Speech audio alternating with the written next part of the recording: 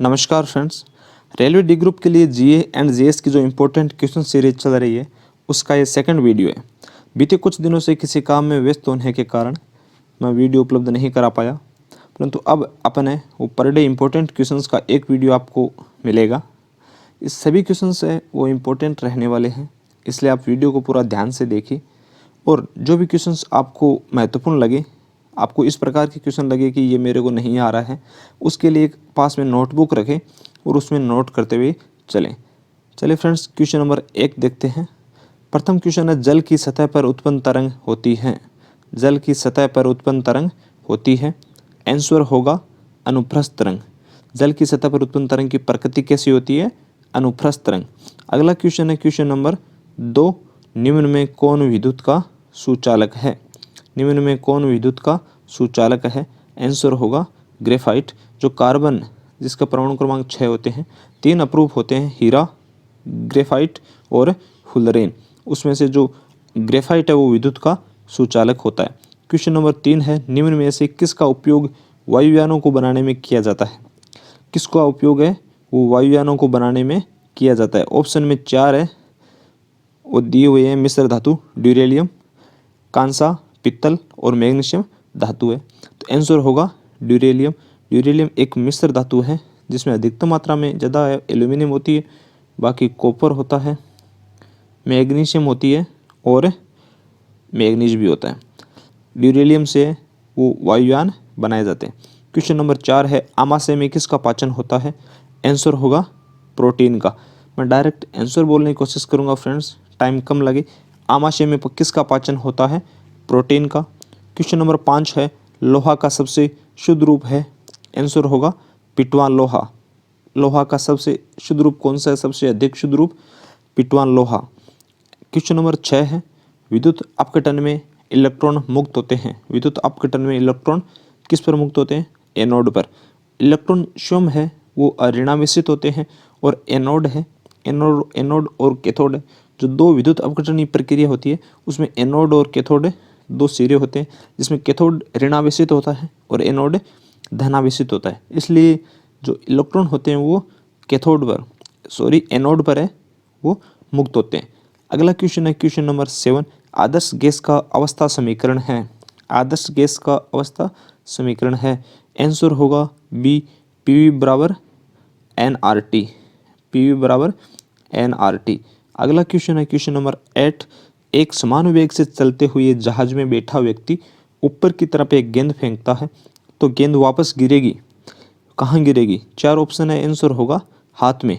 यानी एक समान वेग से जब जहाज चल रही है तो उसमें बैठा व्यक्ति भी है उसी समान गति से चल रहा है, इसलिए जो उसका हाथ है ना वो भी क्या करेगा? उसी समान गति से आगे जाएगा और उस जो गेंद जो उसने ऊपर फेंकी है वो भी समान वेग से समान गति से आगे जाएगी, आंसर होगा हाथ।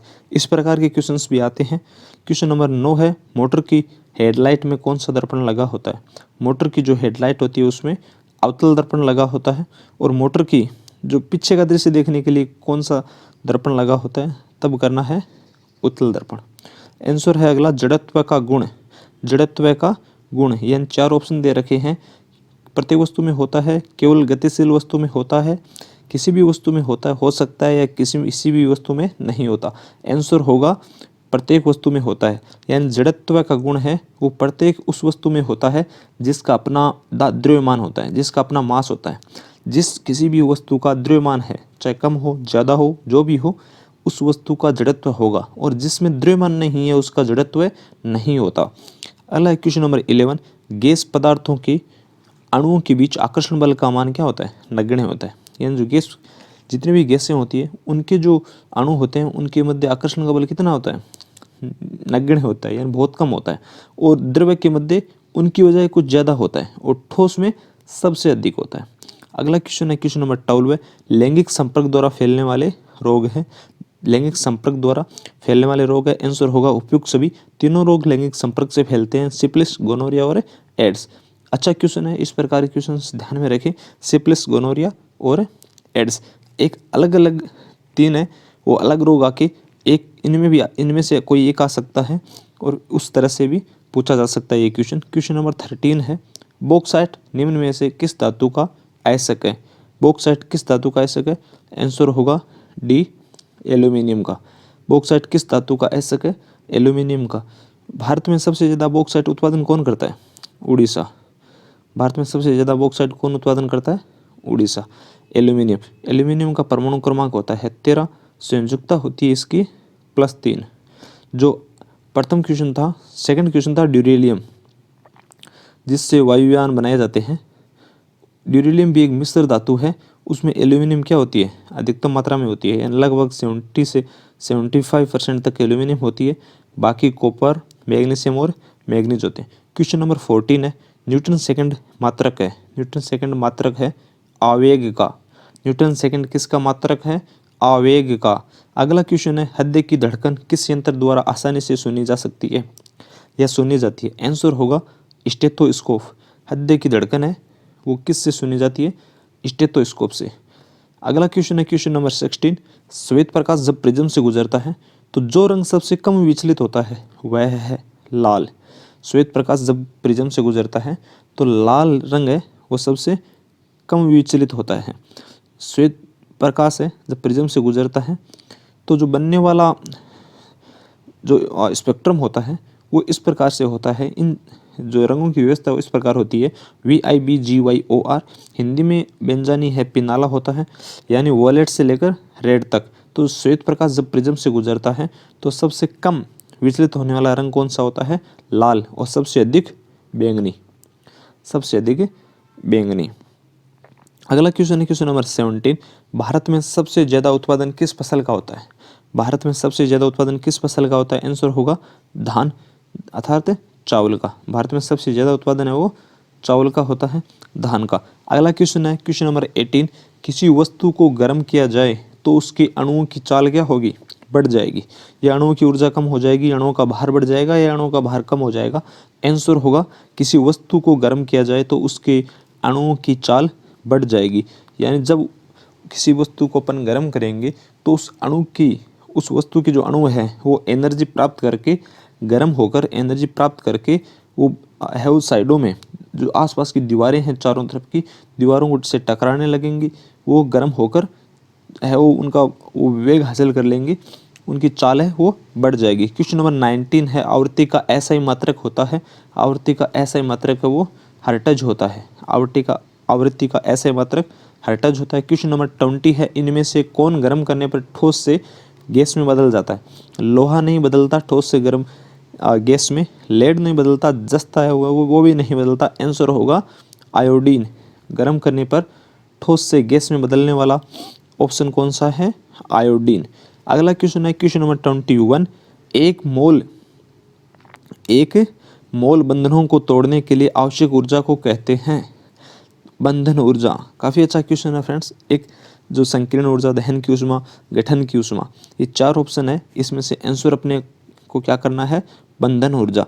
एक मोल जो बंधन होते हैं उनको तोड़ने के लिए आवश्यक ऊर्जा को बंधन ऊर्जा बोलते हैं, बॉन्डेज एनर्जी। अगला क्वेश्चन है क्वेश्चन नंबर 22, वायुमंडलीय दाब बढ़ने से जल का क्वथनांक क्या होता है? बढ़ जाता है।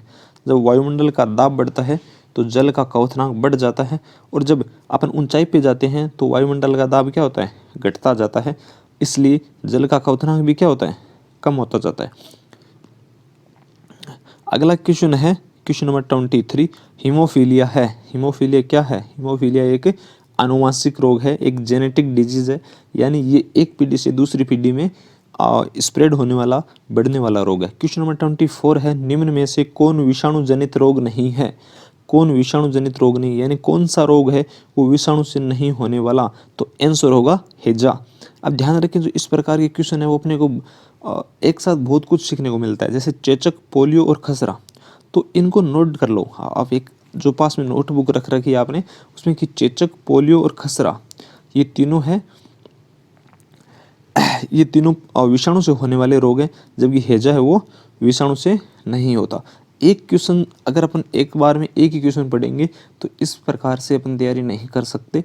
एक क्वेश्चन है, जितने उसमें ऑप्शन है उन सभी के बारे में कुछ न कुछ अगर अपन को पता है, इसी का मतलब है कि अपनी तैयारी बढ़ रही है। क्वेश्चन नंबर 25 है, दो तत्व आपस में रासायनिक प्रतिक्रिया कर बनाते हैं। दो तत्व आपस में रासायनिक प्रतिक्रिया कर क्या बनाते हैं, यौगिक बनाते हैं। अगला क्वेश्चन है क्वेश्चन नंबर 26, प्रकुंचन एवं अनुशीतलन यानी आकुंचन, प्रकुंचन एवं आकुंचन की प्रक्रिया हृदय के किस भाग द्वारा होती है? तो आंसर होगा निलय के द्वारा। यानी जो फैलना और सिकुड़ना की जो प्रक्रिया होती है वो हृदय के किस भाग द्वारा होती है? प्रकुंचन एवं अनुशीतलन क्रिया वो निलय किस भाग के द्वारा होती है? ऑप्शन ए सही होगा, निलय। अगला क्वेश्चन है क्वेश्चन नंबर 27, वृत्तीय गति में केंद्र की तरफ लगने वाला बल कहलाता है। वृत्तीय गति में केंद्र की तरफ लगने वाला बल होता है अभिकेंद्रीय बल। अगला क्वेश्चन है क्वेश्चन नंबर 28, लेंस का प्रत्येक छोटा भाग कार्य करता है। आंसर होगा प्रिज्म की तरह। लेंस का प्रत्येक छोटा भाग प्रिज्म की तरह कार्य करता है। अगला क्वेश्चन है क्वेश्चन नंबर 29, मानव फेफड़ा में पालियों की कुल संख्या कितनी है? मानव फेफड़ा में पालियों की कुल संख्या कितनी होती है? आंसर होगा 5। ऑप्शन ए सही, आंसर होगा 5। निम्न में से सबसे अधिक औसत दूध देने वाली भैंस कौन सी है?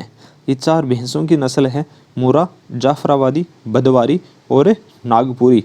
इनमें से सबसे अधिक जो औसतन रूप से सबसे अधिक दूध देने वाली भैंस कौन सी है या नस्ल कौन सी है? तो ऑप्शन बी सही होगा, जाफराबादी। अगला क्वेश्चन है क्वेश्चन नंबर 31, सोल्डर मिश्र धातु है। सोल्डर किसका मिश्र धातु है? सीसा का। पीबी, लेड और एसएन जो टिन है उसका मिश्र धातु है सोल्डर। अगला क्वेश्चन है क्वेश्चन नंबर 32, समय के साथ विस्थापन परिवर्तन की दर को कहते हैं। समय के साथ विस्थापन परिवर्तन की दर को कहते हैं। अब देखिए इस क्वेश्चन को अपन इस प्रकार भी पढ़ सकते हैं, इस प्रकार भी आ सकता था कि विस्थापन में परिवर्तन की दर को कहते हैं। विस्थापन में परिवर्तन की दर को कहते हैं। विस्थापन में परिवर्तन की दर को कहते हैं वेग। ये ऑप्शन है वो गलत यहाँ दिखाया गया है, त्वरण नहीं होगा। ऑप्शन डी सही होगा, वेग। ये लिखने में मिस्टेक हुआ है। विस्थापन में परिवर्तन की दर को वेग कहते हैं और वेग में परिवर्तन की दर को क्या कहते हैं? त्वरण कहते हैं। यदि क्वेश्चन इस प्रकार होता, यहाँ विस्थापन की जगह वेग होता कि वेग में परिवर्तन की दर को कहते हैं, तो आंसर क्या होगा? बी सही होता, त्वरण।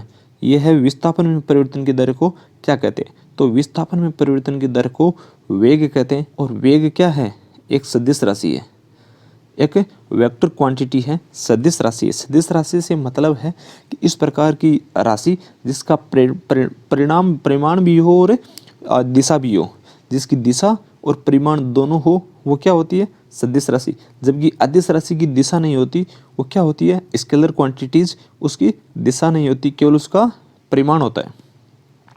अगला क्वेश्चन है क्वेश्चन नंबर 33, ओएनजीसी का मुख्यालय कहाँ स्थित है? ओएनजीसी का मुख्यालय है देहरादून में। अगला क्वेश्चन है क्वेश्चन नंबर 34, निम्नलिखित में से कौन सा शहर वास्तुकला की दृष्टि से नियोजित शहर है? यानी वास्तुकला की दृष्टि से अच्छी तरह से बसाया गया वास्तुकला का है वो सही उपयोग किया गया वो शहर कौन सा है? आंसर होगा डी, चंडीगढ़। अगला क्वेश्चन है क्वेश्चन नंबर 35, किस अभयारण्य को पूर्व में भरतपुर पक्षी अभयारण्य के रूप में जाना जाता था? आंसर होगा केवलादेव राष्ट्रीय उद्यान। केवलादेव राष्ट्रीय उद्यान है वो भरतपुर राजस्थान में स्थित है।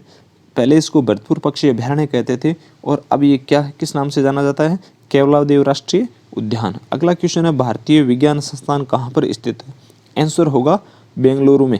भारतीय विज्ञान संस्थान बेंगलुरु में स्थित है। अगला क्वेश्चन है क्वेश्चन नंबर 37, थॉमस कप किस खेल से जुड़ा हुआ है? थॉमस कप है वो किस खेल से जुड़ा हुआ है? आंसर होगा बैडमिंटन से। थॉमस कप किस खेल से जुड़ा है? बैडमिंटन से। अगला क्वेश्चन है क्वेश्चन नंबर 38, कुंचिकल जलप्रपात कहाँ पर स्थित है? कुंचिकल जलप्रपात है वो कहाँ पर स्थित है? आंसर होगा कर्नाटक में। अगला क्वेश्चन है क्वेश्चन नंबर 39, भारतीय रिजर्व बैंक का राष्ट्रीयकरण जो आरबीआई है उसका राष्ट्रीयकरण किस वर्ष में किया गया? आंसर होगा 1949। 1 जनवरी वर्ष 1949 को आरबीआई का राष्ट्रीयकरण किया गया।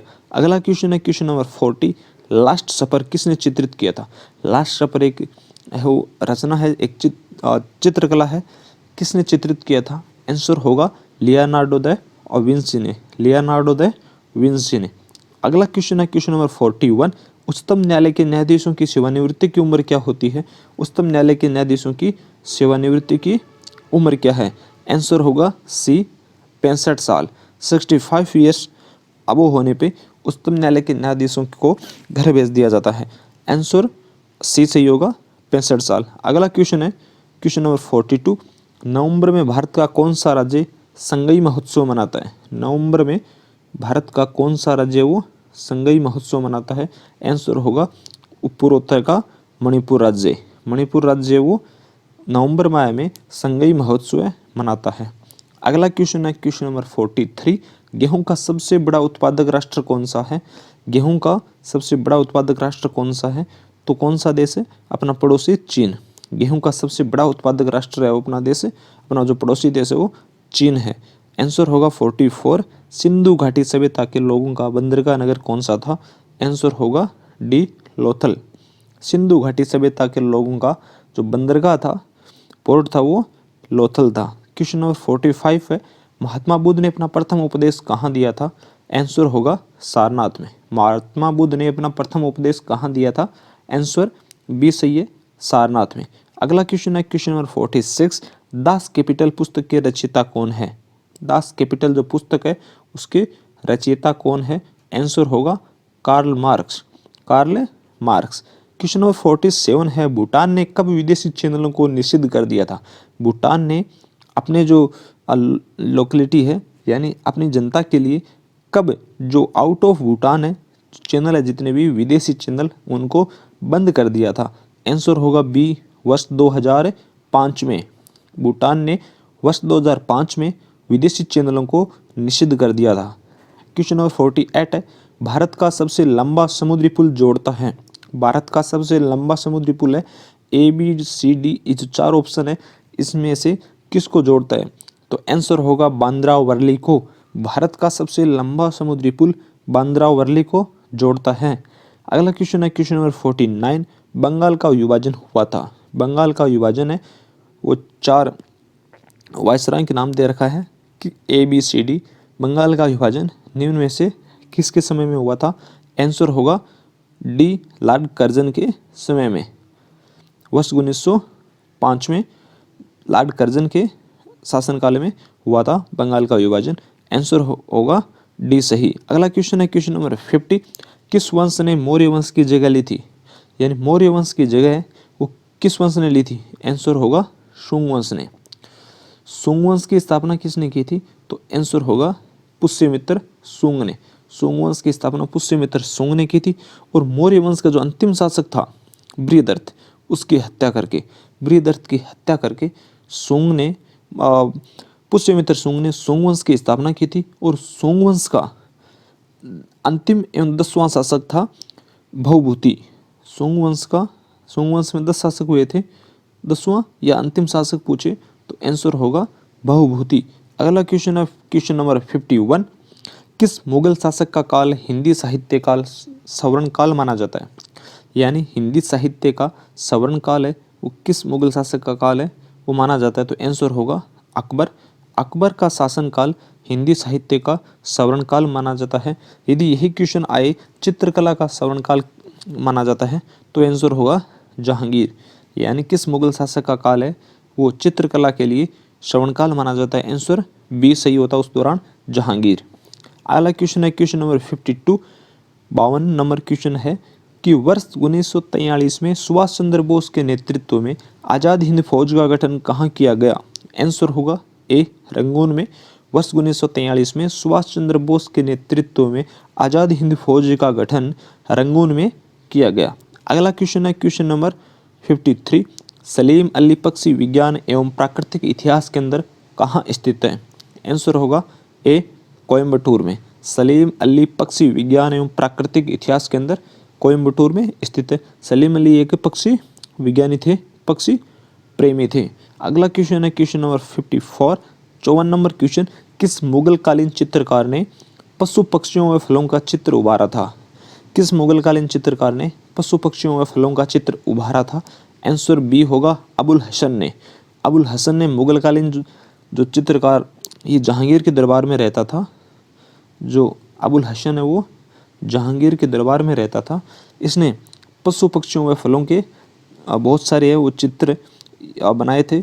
और इसी कारण है फ्रेंड्स कि जहांगीर को है वो जहांगीर का जो शासनकाल है उसको चित्रकला का श्रवणकाल कहा जाता है। क्वेश्चन नंबर 55 है, तालीकोटा का युद्ध कब प्रारंभ हुआ था? तालीकोटा का युद्ध है वो 25 जनवरी 1565 को प्रारंभ हुआ था। आंसर ए सही होगा। अगला क्वेश्चन है क्वेश्चन नंबर 56, दिल्ली सल्तनत की एकमात्र महिला शासक कौन थी? आंसर सी होगा, रजिया सुल्तान। दिल्ली सल्तनत की एकमात्र महिला शासक रजिया सुल्तान थी। क्वेश्चन नंबर 57, कम्बन की रामायण किस साहित्य का गौरव ग्रंथ है? कम्बन की रामायण है वो तमिल भाषा का साहित्य का गौरव ग्रंथ है। कम्बन की रामायण है किस साहित्य का गौरव ग्रंथ है? तमिल का। अगला क्वेश्चन है 58, सिकंदर के आक्रमण के समय मगध में किस वंश का शासन था? सिकंदर के आक्रमण के समय मगध में नंद वंश का शासन था। सी ऑप्शन सही होगा, नंद वंश का शासन था। और नंद वंश की स्थापना किसने की थी? नंद वंश की स्थापना महापद्म नंद ने की थी। महापद्म नंद ने की थी। नंद वंश का जो अंतिम शासक था घनानंद, उसको पराजित करके, घनानंद को पराजित करके चंद्रगुप्त मौर्य ने मौर्य वंश की स्थापना की थी। मौर्य वंश की स्थापना की थी चंद्रगुप्त मौर्य ने नंद वंश के अंतिम शासक घनानंद को पराजित करके। अगला क्वेश्चन है क्वेश्चन नंबर 59, किस नदी पर पोंग बांध का निर्माण हुआ है? पोंग बांध का निर्माण किस नदी पे हुआ है? व्यास नदी पर। किस नदी पर पोंग बांध का निर्माण हुआ है? व्यास नदी पर। अगला क्वेश्चन है question number 60, all India radio की स्थापना किस वर्ष में हुई थी? तो ऑल इंडिया रेडियो की स्थापना वर्ष 1936 में हुई। ऑल इंडिया रेडियो की स्थापना किस वर्ष हुई थी? वर्ष 1936 में। अगला क्वेश्चन है फ्रेंड्स जो आपके लिए है, आपको बताना है कमेंट बॉक्स में कि विश्व विरासत दिवस या विश्व हेरिटेज दिवस है वो कब मनाया जाता है? 4 ऑप्शन है, 8 मार्च, 8 अप्रैल, 18 अप्रैल या 18 मई। विश्व विरासत दिवस कब मनाया जाता है?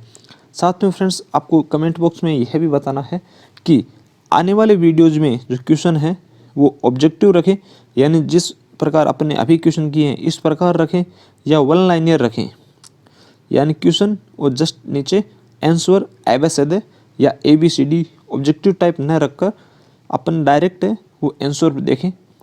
यानी आपको किस प्रकार की क्वेश्चन है वो देखना पसंद है, ये भी कमेंट बॉक्स में बताएं। अगले वीडियो में अपन फिर से इम्पोर्टेंट क्वेश्चन देखेंगे, तब तक आप पढ़ते रहें।